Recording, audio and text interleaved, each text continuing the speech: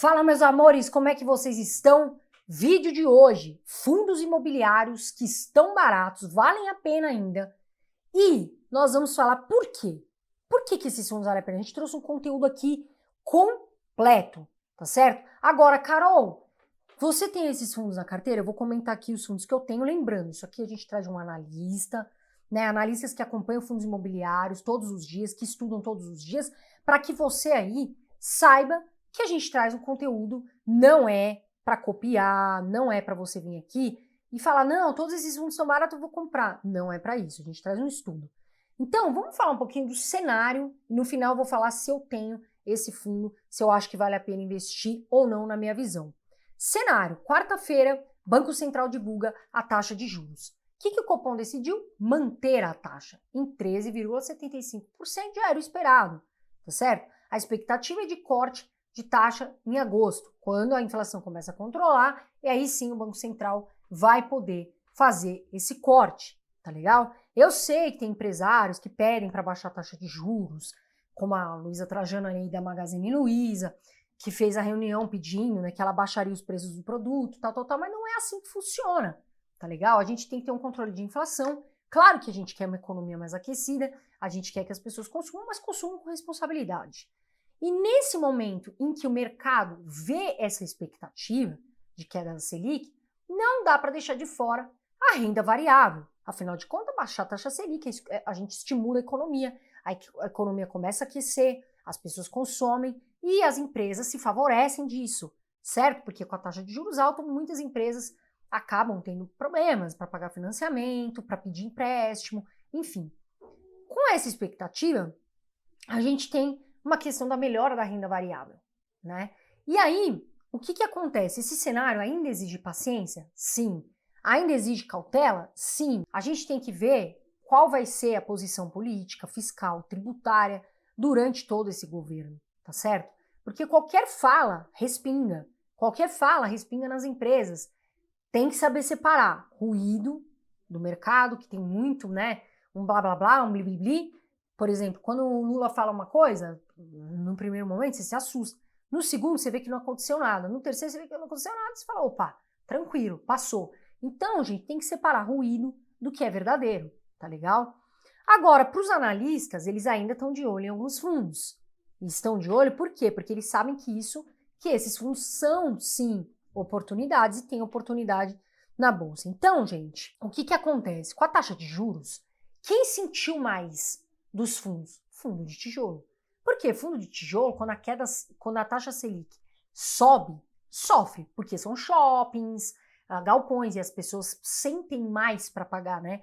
As taxas, os aluguéis, impacta muito. Então, os fundos de tijolo apanharam muito. São sensíveis a essa questão da taxa de juros mudando, e eu avisei aqui, tem um vídeo, que eu falei, a festa dos fundos de tijolo estavam muito baratos, porque apanharam, estavam descontados, então eles tinham uma chance de upside, eles tinham uma chance de valorização muito maior. Agora, lógica por trás disso, por que os tijolos apanham muito? Porque, veja, as construtoras, num período ali, elas precisam de crédito, né? Elas precisam dos fundos de tijolo, as construtoras estão fazendo obras, elas precisam de crédito. Quando a taxa de juros está alta, essas construtoras sofrem mais. Por quê? O financiamento. Taxa de juros alta, começa a ter inadimplência. Agora, com a expectativa da queda da Selic, a negociação fica melhor, né? As construtoras se animam, os fundos se animam de tijolo e fica mais fácil de quitar, fica mais fácil de negociar. Agora, tem um porém aqui, tem um detalhe. O ramo imobiliário, o setor imobiliário, eu sempre falo aqui, é cíclico. Ou seja, uma hora está em alta, outra hora cai, por isso que as ações de construtora, fazendo um parênteses, eu sempre falo, pessoal, gosto, tenho em carteira, não tantas, mas é um setor cíclico, tá certo? Uma hora tá muito bom, outra hora pode cair. Então não é um setor perene, como a gente fala, um setor que todo mundo utiliza. Agora vamos para essa notícia, recoloca para mim na tela. Olha lá. IFIX bate 3.100 pontos. É hora de investir em fundos imobiliários? Vamos falar disso aqui. Entenda a diferença de fundos de tijolo para fundos de papel. Essa é a notícia, olha lá. O índice de fundos bateu recentemente a casa dos 3.100, o índice já chegou a bater 3.200, o que representa quase uma máxima histórica que não era visto desde janeiro de 2023. E na opinião dos analistas, isso é só o começo. Fundos imobiliários tendem sim a voar, tendenciam a se valorizar, e quem está posicionado, quem fez a posição estrategicamente na baixa, tem uma chance de ter valorização grande. Agora, fundo de papel, lembra? São os CRIs, famosos CRIs, LHs, LCIs. O que acontece quando tem muitos que estão linkados ao IPCA ou CDI, certo? Quando as taxas caem, a tendência, quando o IPCA cai, que a inflação e o CDI cai, a tendência é que a rentabilidade seja menor. Porém, tem fundos de papel que já têm estipulados ali o valor de quanto eles vão pagar. IPCA mais 7, IPCA mais 5, IPCA... E muitos estão sim pagando um valor bom ali, né? E é isso que a gente vai falar. Estão pagando IPCA mais 7, enfim, já é pré-fixado isso. Então tem fundos de papel que continuarão mantendo a rentabilidade normal. Carol, você está comprando fundo de papel? Não. Nesse momento eu estou de olho nos que estão descontados, os que eu acho mais favorável, fundo de tijolo.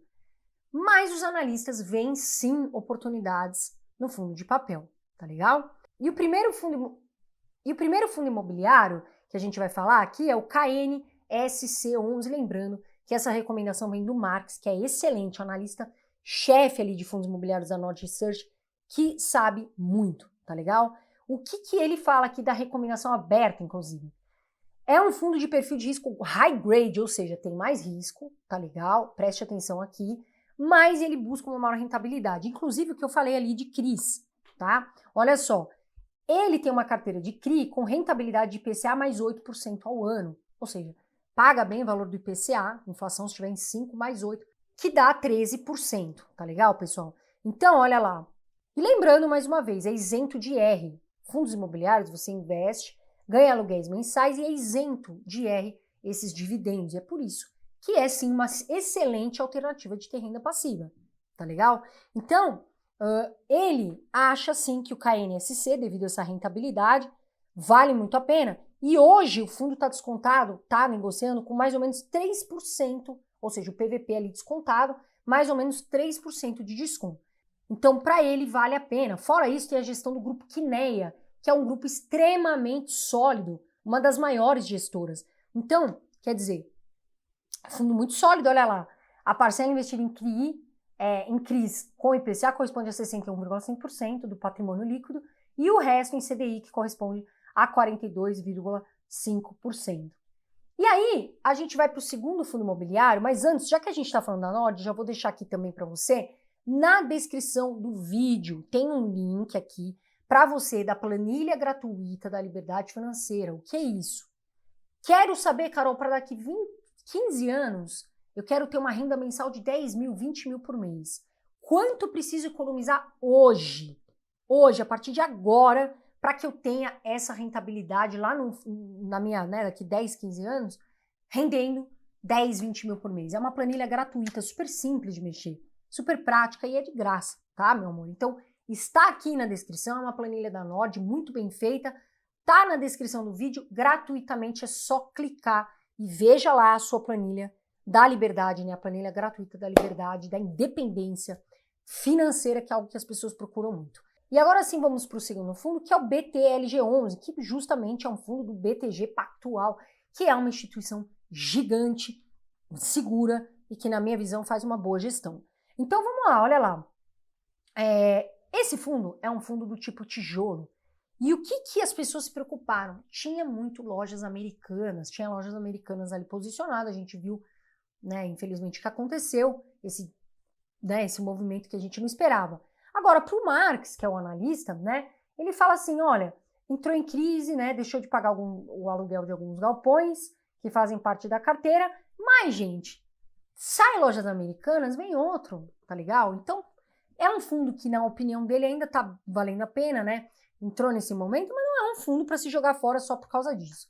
E aí, também é importante falar que esse fundo conseguiu renovar bem contratos de locação, tá certo? Conseguiram aumentar o valor para os inquilinos e isso favorece. Fez, opa, o aluguel aqui está defasado numa parte, mas na outra a gente vai aumentar o valor. E isso é muito importante para gerar, né, para ter renda, para que o fundo não se prejudique. Além disso, também tem contratos atípicos. Preste atenção, são contratos longos, são contratos que têm uma multa. Se o inquilino sai, tem uma multa sim, uma multa pré-determinada. Então, são contratos que estão ali, ó, mais resistentes. E aí, pessoal, a gente vê aqui, ó, contratos atípicos também não têm revisional, por isso tem maior possibilidade de aumento de aluguel via correção monetária. Ou seja, foi o que a gente falou, aumento ali do valor de aluguel. E em momentos de incerteza, é um contrato que traz bastante proteção para o fundo, tá legal? E lembrando também que o BTLG11 fez incorporação de 2 outros fundos, que foi muito positivo, porque aí ele pôde fazer algumas vendas no portfólio e isso traz o que? Ganho de capital. E olha lá, a vacância, que é algo muito importante, está em 2%.